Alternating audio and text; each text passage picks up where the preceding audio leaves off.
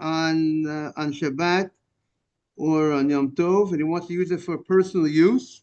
So we had a machloket, a disagreement in the Gemara whether those dates were able to be used on the Shabbat or on the Yom Tov. Would those dates be mukseh since they were designated for business purposes? So we saw that the halacha says that those dates would not be mukseh. And I looked up in the Shulchan Aruch, it was very interesting in the Shulchan Aruch, where he says the following: Ein shum ochel tolush, no food that's detached, that's able to be eaten on Shabbat, that's able to be eaten. I mean, it's ready to be eaten. So, we're not talking about foods that need to be processed and certain type of things that would need to be ripened and you put away on the roof for it to be ripened and it's not ready when Shabbat comes. It's not ready. We're not talking about that food. A food that's able to be eaten, like a date, that even though you're looking to sell them, so you would have said you're looking to sell them, they're mukset. They're not. They're separated from your mind from using it on the Shabbat. You're allowed to go ahead and eat them on Shabbat because the reason is since even though it's standing to be sold, but the Chafetz Chaim says your mind is on it, that if you want to eat it, you'll eat it, right? It happens to be you plan on selling these dates, but you also know sometimes you get hungry. You might want to have from these dates. So therefore, it's not really totally separated from your mind to use these items, and therefore, What if it's a non-food item, like a knife? You say, okay, I'm gonna sell these knives. I'm gonna sell this Netilat Yadayim cup. I'm selling it. right. So now it So became like a business item. So right, now, if I don't find another Netilat, right. So we'd can I have to use it? research. Right, we'd have to look at your. So the Chafetz Chaim. See, the Chafetz Chaim just says like this. Chafetz Chaim says that if it's a food, it's not. But something which is not a food, he says, then we all know there are cases that are mukseh. We all know about. He talks about cases. He says, of course, money, and but he doesn't address your situation. Mark's question is, if you have a knife and you plan on selling your knives, the question would be, I would think, again, we'd have to look at, is it a type of thing that you would also have in mind to use when you would want it? There's certain things, there's certain items that you don't plan on using it personally. You would not want to double dip it. You would not want to use it when you want it. Meaning you're selling certain clothing, right? And that's not an item that you might, if it's not a type of thing that you would use for personal use.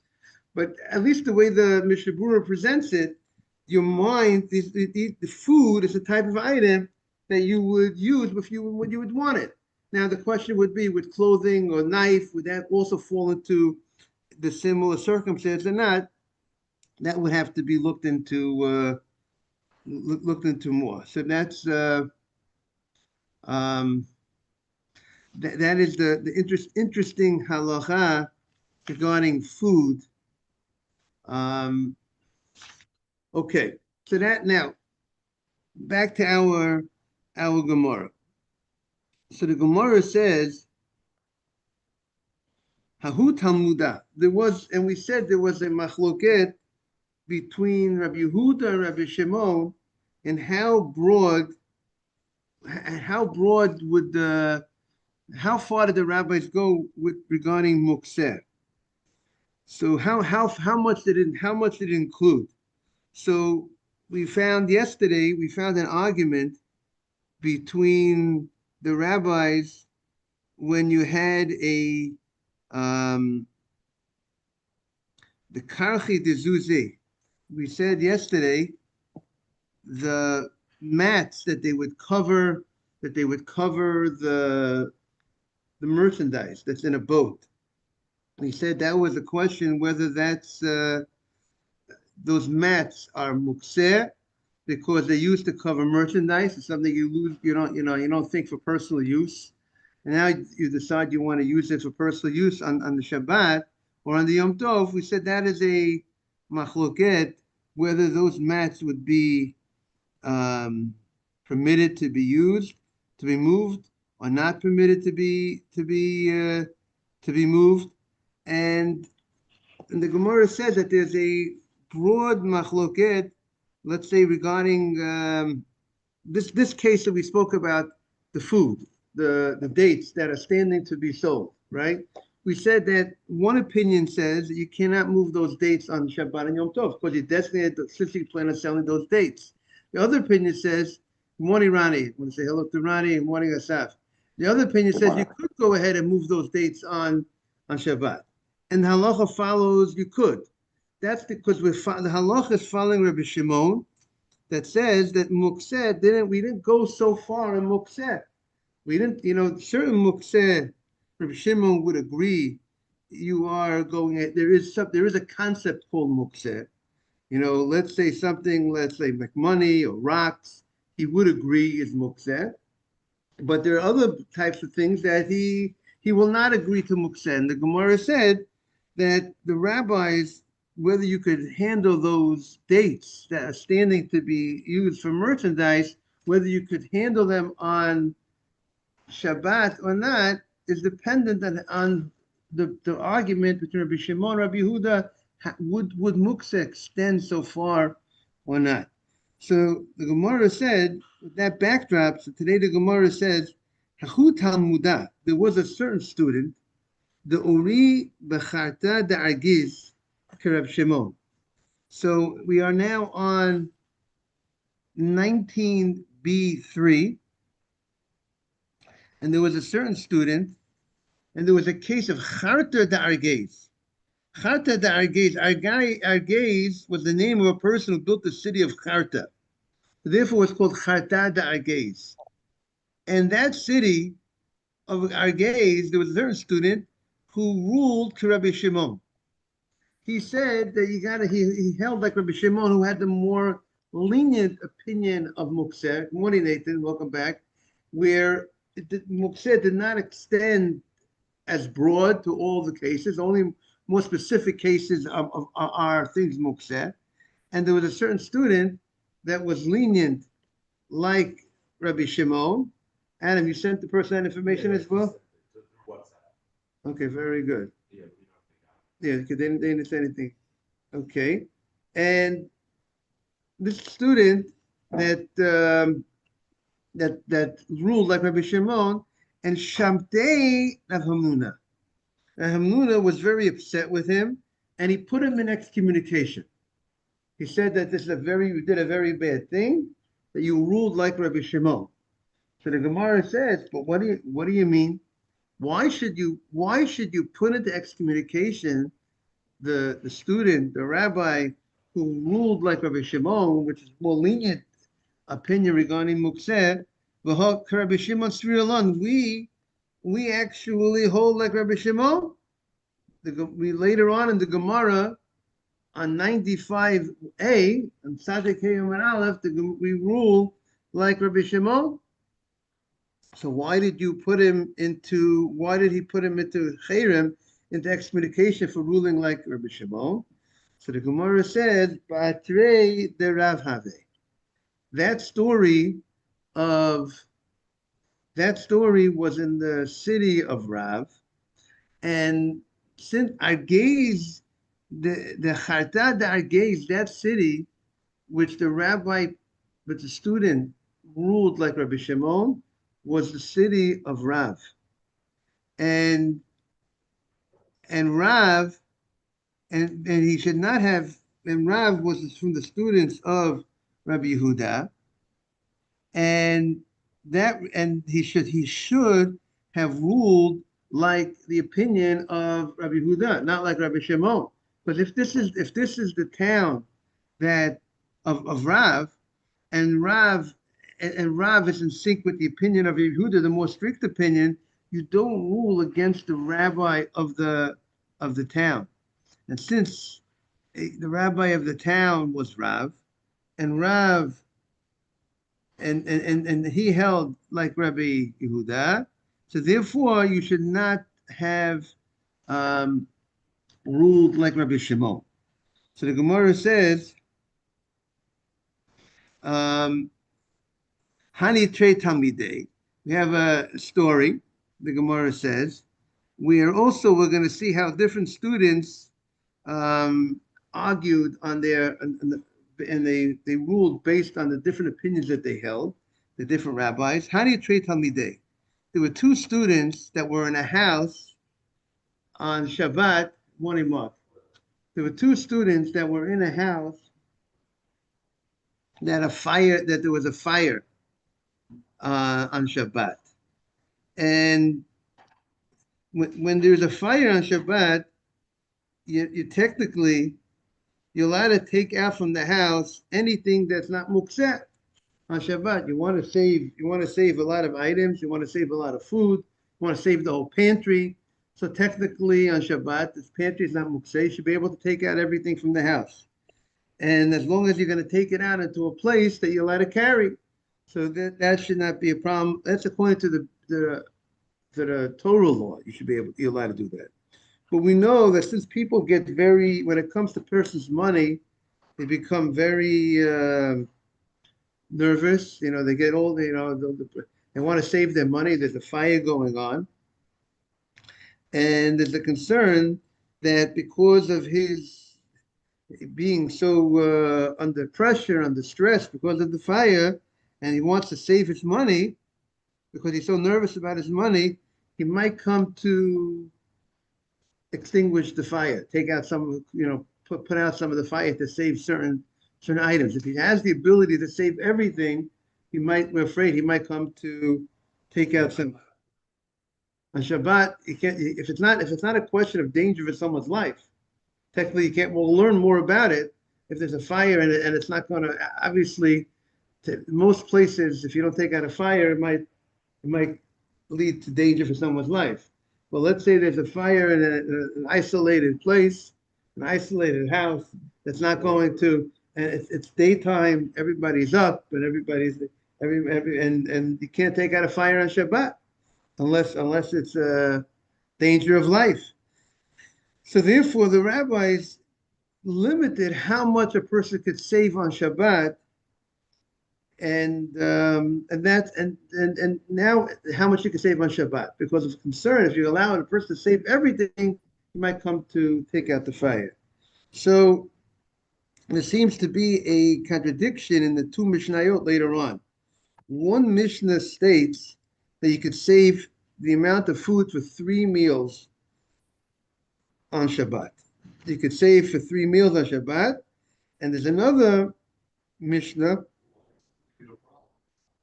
Right.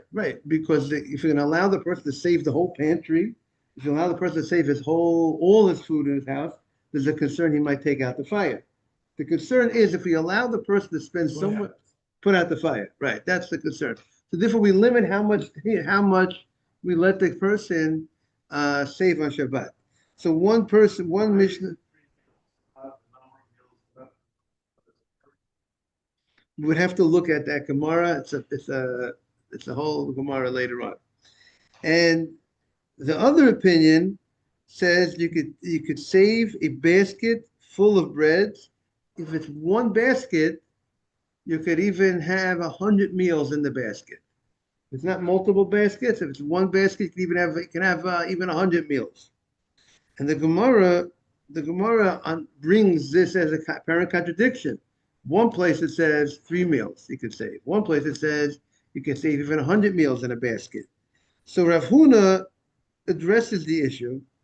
He says when a person uses many baskets, so then they only allowed you to save three meals, because each basket requires its own busyness for each basket, and therefore they limited how many meals you could save if you're using one basket, multiple baskets. But if you're using one basket, the other place that says you can even save 100 meals, they allowed you to fill up one basket with as much, even with 100 meals. That is one opinion that to explain the two different Mishnayot. However, there was another opinion, that was Rav Huna's opinion. And then there's another opinion, Rabba Bar Zavda. He says that both Mishnayot are talking about when you're saving into multiple baskets. And he says that it makes a difference where you're saving where you're bringing the food to. If you're bringing the food to the courtyard, to the courtyard that's next to the house, or if you're bringing the food to a different courtyard. So he says, if you're bringing the food to the courtyard, like a courtyard, we're talking about a courtyard that has a shared courtyard, it has an A roof, but it's your own, but it's the courtyard that's right next to the house. Like, as you know, in those days, they had the houses, and in front of the houses, they have the shared courtyard, like a bungalow colony. You have the houses, then you have the shared open space for everybody.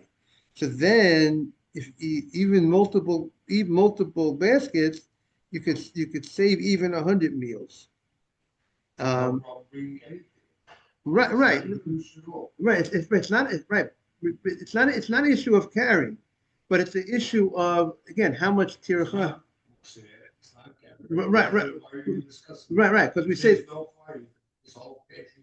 but now that there is a fire, so they say if there is a fire, and again there is concern. There's concern of, we are worried about the guy he's getting his money out, he's getting nervous, he wants to get his money, and he might take out the fire.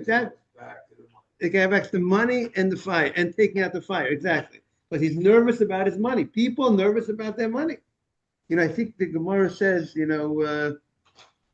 also about later on, we'll learn a guy's traveling, right? And the concern about, if you don't allow him to do certain things with his money when he's traveling, getting a guy or certain things, he might walk with his money. He might carry his money on Shabbat. We have certain allowances, what rabbinic laws will allow to be done in order to, because a person nervous about his money might come to actually violate the Torah law.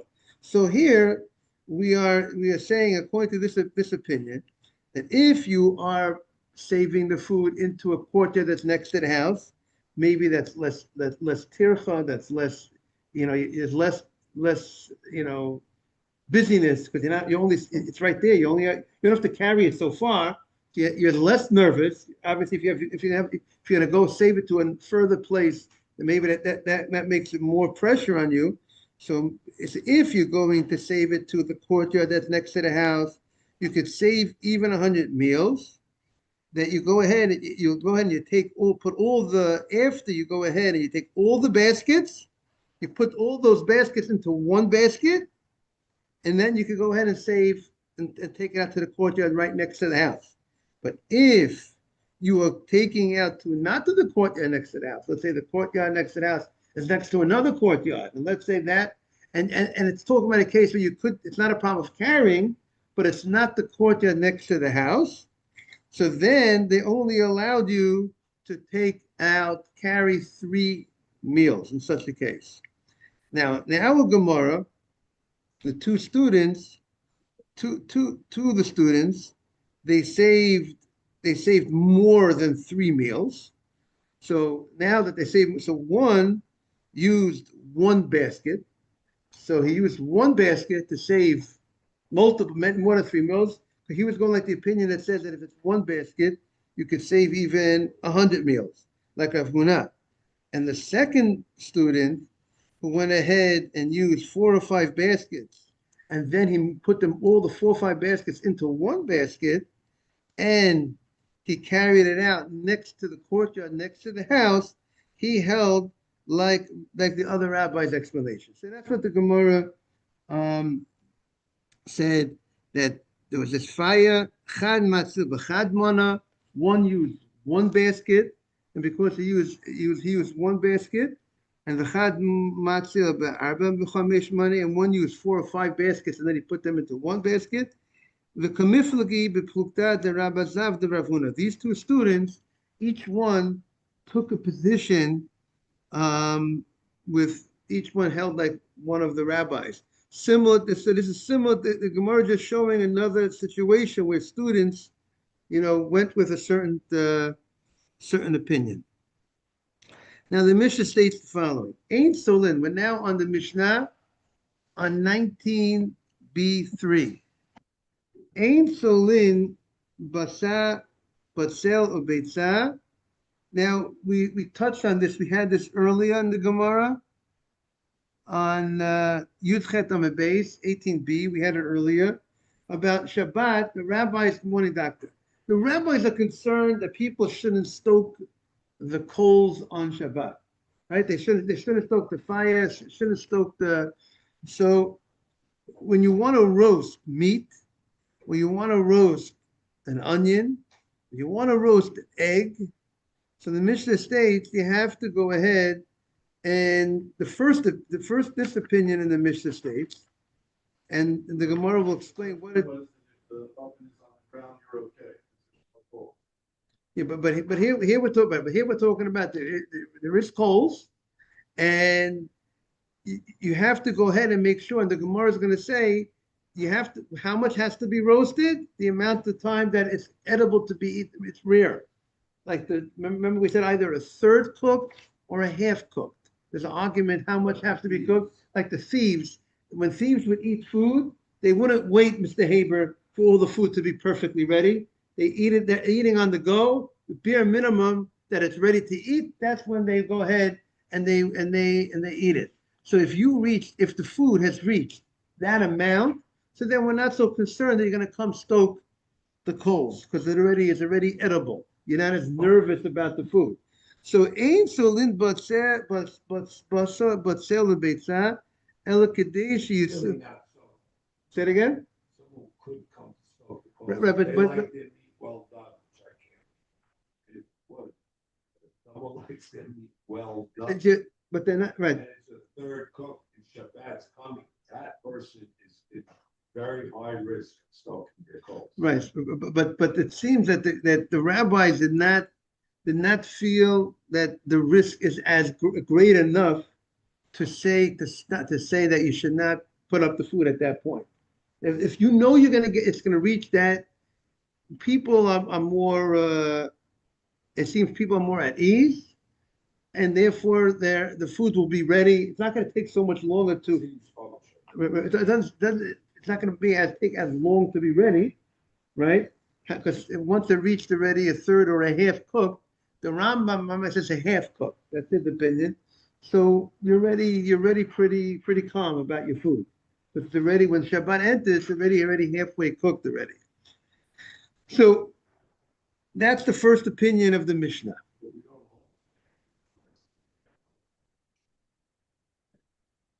We do this. We could take out the Shulchan Aruch. We also say you can't. The only time when you plug in someone plugs in the cracked challah, because that's a food that's not going to be ready till the next day. So you're not and you're not going to be you're not worried about it. But the food that you're going to eat Friday night, you have to be careful. You can't. So when they came up with this thing of electric cooking for the next day, was there something around it because it didn't exist? No adjusting. It's either wrong. I know that, but that answers your question. No, but it didn't exist. It didn't exist. 5 years. Right, the electric crock pot did not exist. Right. So now when that had some conversation. right, the conversation. Okay. Right, the conversation was Feel like right, because there's a Gemara. The Gemara says that you could put up raw meat before Shabbat. Raw meat before Shabbat you could put up because it's not going to be ready till the morning. That's the Gemara's case. So that type of discussion, that's the connection to that. Because your mind is, I'm not thinking about that food. Because I'm not eating it till tomorrow. I'm not going to have it tonight. It's not going to be ready. Exactly. Until tomorrow.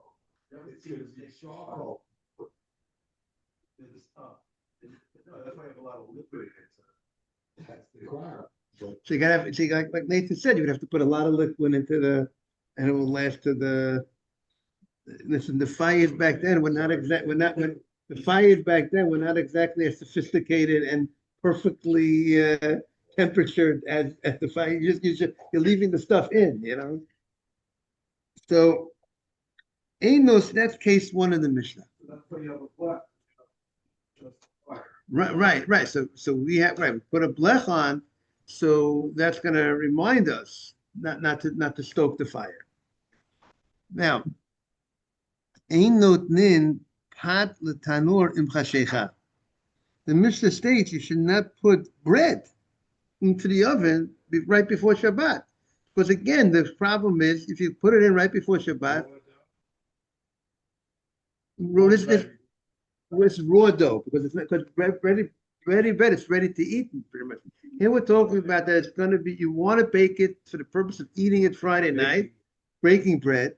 You want to eat it Friday night, and you can't put in that bread right before Shabbat, that dough to cook, to bake, because what's going to happen? You might come to stoke the coals.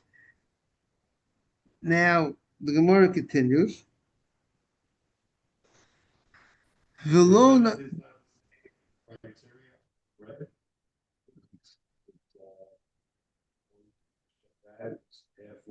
So we're going to see the Mishnah is going to talk about the next case of the Mishnah is going to talk about.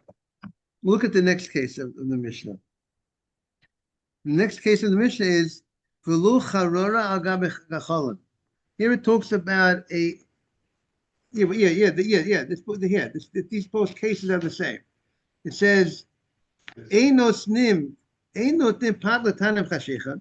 You can't go ahead and put bread into the oven right before Shabbat. V'lo charora al gabe gacholim. You can't put a biscuit on top of. It's a type of.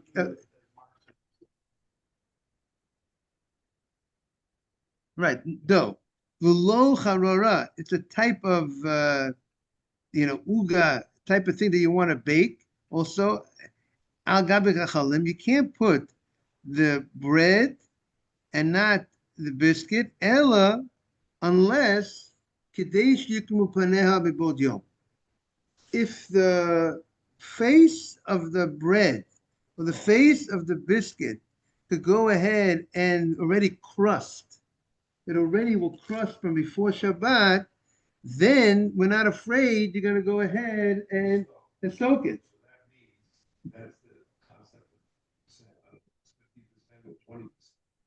Once the top gets golden, you could let it cook further into Shabbat. Right. So now the question we're going to see in the Gemara, what exactly is this?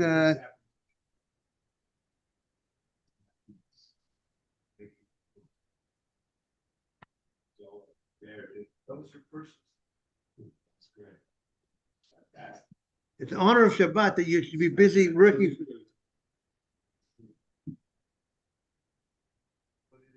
it was like it needed a half hour into Shabbat. It's like, should I eat it? I ate it. When it was crusted before. So we're going to see in the morning Solomon. We're going to see exactly. There's two opinions exactly how much it should crust before Shabbat. So one opinion says kadesh yikru panel, the front of the dough, which would mean facing the fire, which is faster to become crusted. And the other opinion, the Gemara says, that actually the bottom of the dough, I mean, they would stick the dough against the wall of the oven. That's how they would stick the dough against the wall. So the face, the part that's into the wall takes longer to become heated up to crust than the outside. But the outside is facing the fire, and therefore that crusts faster. But the inside that's against the wall takes longer. So the next rabbi says you gotta wait longer. You have to make sure you put in the bread enough time that the other side crusts, meaning in a certain sense that both sides crust before Shabbat. I'm not sure how. I don't know. I'm not familiar how much time from the time it crusts to actually. It should be pretty good already. Rabbi Lezer says, "Kedei sheyikrum atachton shela," that the inside has to go ahead and crust. Maybe we'll take a look at the Shulchan Aruch on this halacha, Zayin, Shulchan Aruch is Reish Nun Daled Sif Hey. Let's take a look at Reish Nun Daled Sif Hey. Let's see what he says over here. He says, you don't put bread into an oven unless it's a crust, the face that's connected to the oven, the wall. But when it comes to a cake, it's interesting. When it comes to the bread, he says that. When it comes to the cake that's on top of the coals, it's only we make a split. He says the cake that's facing the coal, it's on top of the coals. Okay, maybe it's different. Okay, we're talking about different between, yeah. One is bread in an oven, and one is a cake on top of coals. So if it's cake on top of coals, you only need the part that's facing the fire. That's he says there you need the part that's facing the fire to crust. Okay, we're focusing on ovens. So we say the place that's connected to the right.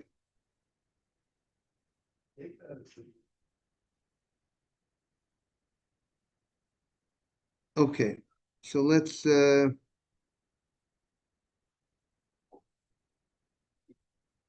let's continue in the Gemara. Now comes the next case in the Gemara. You know, we might have mentioned this also. The Korban Pesach, you know, let's say on a Friday. Friday was the 14th of Nisan, let's say. So the 14th of Nisan, you slaughter the Korban Pesach, and Friday night is Pesach where you eat the Korban. So the roasting of the Korban Pesach is not Doche Shabbat. You're not allowed to roast the Korban Pesach on Shabbat. You slaughtered it on Friday afternoon. So what should you do Friday afternoon? Roast it Friday afternoon and eat it Friday night. So, but the question is, how much does it have to roast before Shabbat? And here we say a new halacha that when it comes to the Korban Pesach, because the Kohanim or not the people of the Chabura, there's a whole group of people that are counted in on the Korban Pesach. They are going to remind each other not to come to stoke. So therefore, you don't need to reach a level of a third cooked or a half cooked when it's the Korban Pesach, because since there are many, you know, one sheep, many people are eating from the sheep. We have a whole group of people counted on this korban, and therefore we're going to remind each other not to go ahead and stoke the coals. So therefore the Mishnah states you can actually take, and you're going to be eating this tonight. You're eating this tonight, you're putting it in raw, and you're barbecuing it, which gets it ready very fast. But as long as you put it in right before Shabbat, you're not doing anything on Shabbat. It's cooking by itself on Shabbat. It's roasting itself by Shabbat, and you could go in. Right. They remind everyone's going to stop. Everyone's going to remind the other guy not to stoke the coals. To be continued tomorrow, everybody. We welcome everybody back. Good to see everybody back. All the best. Take care, Ralph. Take care, Ronnie. Take care, Saf. Right.